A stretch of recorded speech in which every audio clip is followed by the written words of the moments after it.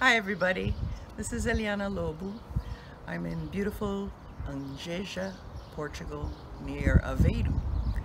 And I have a few questions I'd like to answer for you. Why did you join CCHI? Well, that's probably the easiest one to answer. The invitation was extended and I heartily accepted. I've been looking for a long time to find a way to assist with the professionalization of interpreting, particularly in healthcare, which is close to my heart. And so I jumped on the opportunity when given the chance. What do you bring to the group? My lifetime of experience as an interpreter. Let's face it, I've done everything the way that it shouldn't be done and learned through experience and training the correct way to do it. I started out as the grandchild of immigrant grandparents and parents who interpreted for her grandmother who had serious medical issues and was cured here in the US. I was her interpreter at the age of 9. This is not something that I hold up as a standard at all, but this was my life experience, and because of it, it engendered in me a real interest in human physiology and communication, language access.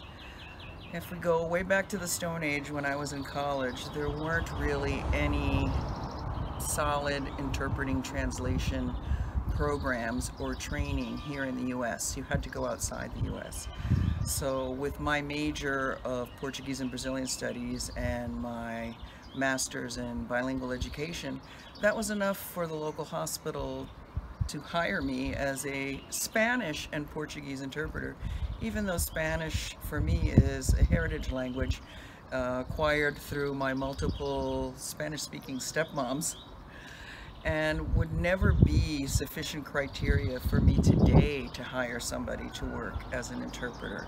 But it was enough back in 1980, and I learned in the trenches, so to speak. And over the years, my association with National Council and International Medical Interpreters Association both gave me the opportunity through their conferences to network and learn through the workshops and become aware of training programs as they began to be created and implemented here in the US. And this led to my continuing my work as a healthcare interpreter and eventually becoming certified as a trainer of interpreters, a trainer of trainers of medical interpreters in 2010.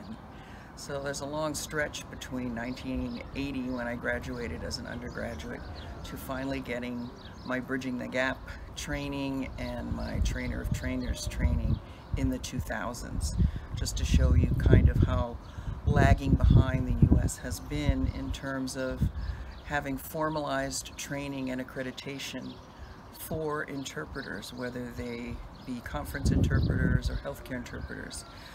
My hat is off to the states that have set up certification programs for court interpreters, but healthcare has just been around for 10 years, and I'm really proud and honored to be part of this effort to move all of us towards certification and sharing the importance of continuing education for medical interpreters.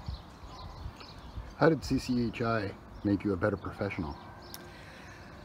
Well, you think you know a lot working in the field, and then you work with subject matter experts, whether it be the psychometricians that design our tests, linguists, other professionals who work in designing programs and training, and you come to realize just how many facets there are to this diamond of becoming a professional healthcare interpreter.